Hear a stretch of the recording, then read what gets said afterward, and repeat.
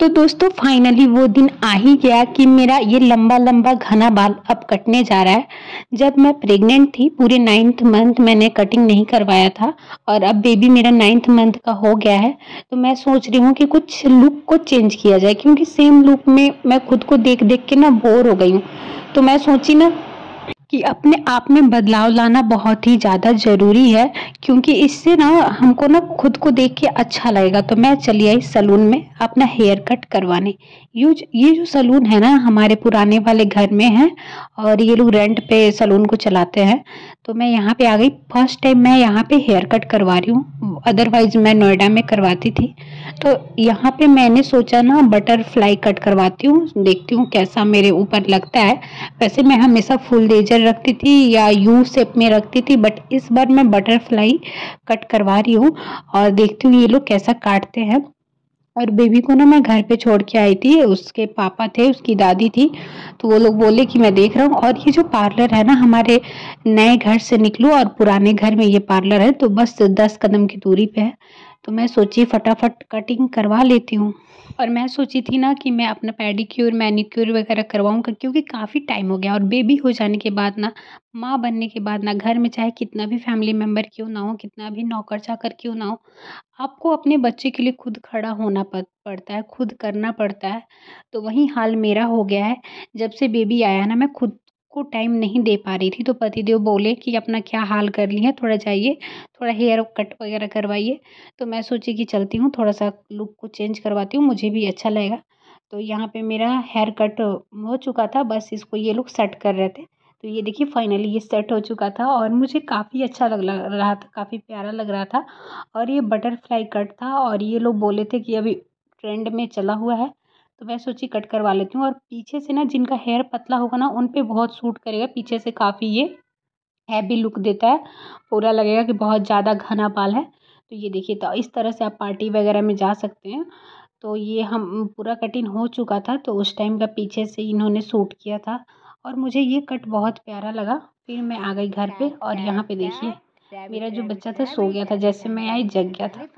तो यहाँ पे ये सारे इसके छोटे छोटे टॉय थे, तो मैं इसके साथ इसको खिला रही थी। डॉगी डॉगी डॉगी, बेटू बेटू बेटू, देखो rat rat rat, elephant elephant elephant, rabbit rabbit rabbit, bear bear bear, rat rat rat, cat cat cat, cat cat cat. उसके बाद नहाने के बाद मैं यहाँ पे आ गई थी। मशीन में जो कपड़ा था ना, हमारी घर की जो मेड आती है वो सबका कपड़ा एक ही टाइम मशीन में डाल देती है। ये बड़ा सा मशीन है, तो घर में 2-4 जने का कपड़ा एक बार में डल जाता है। तो ये ना अभी खुल नहीं रहा था, क्योंकि मैंने अभी अभी शायद ये जस्ट बंद हुआ था मशीन, तो खुल नहीं रहा था। तो फिर मैं सोची थोड़ी देर बाद आऊँगी और इसे फैला दूँगी ताकि ये सूख जाएगा। वैसे थोड़ा बहुत तो सूखा रहता है, बस थोड़े बहुत हवा लगवाने रहते हैं। तो थोड़ी बहुत काम खुद से करना चाहिए, इससे बॉडी को भी अच्छा लगता है। तो इसलिए थोड़ा छोटा छोटा काम मैं खुद से कर लेती हूँ, जैसे कपड़े सुखाना या कभी कभी खाना वगैरह बनाना। तो यहाँ पे ये खुल नहीं रहा था और शायद ये अभी जस्ट बंद हुआ था। तो मैं सोची छोड़ो इसको, बाद में आके फिर मैं इसको फैला दूंगी। फिर मैं शाम को आके और सारे कपड़े फैला देती, और शेड के अंदर है तो रात भर कपड़े सूखते हैं और मॉर्निंग में फिर एक बार धूप लग जाता है, फिर हम ले जाके अपने रूम में रख देते हैं। तो यहाँ पे मैं चेक कर रही थी क्यों नहीं खुल रहा है, क्यों नहीं खुल रहा। तो ये 2 मिनट बाद खुलता है, बंद होने के 2 मिनट बाद। फिर मैं आ गई थी किचन में और यहाँ पे आज बनाना था दाल वाला पूड़ी और आलू मटर की सब्जी और खीर बनाना था। तो रात को जो है हम देवरानी जेठानी मिलके कर लेते हैं, जैसे मेरी देवरानी सब्जी बनाती थी और खीर बना देती। रात का जो खाना होता है हमारे यहाँ मेड नहीं बनाती है, दिन में बनाती है। और कभी कभी दिन में हम लोग भी बना लेते हैं, क्योंकि मेड का भी अपना काम रहता है, कभी कभी वो छुट्टी पे रहती है। और कभी कभी हम लोग को ना खुद से खाना बनाना बहुत अच्छा लगता है।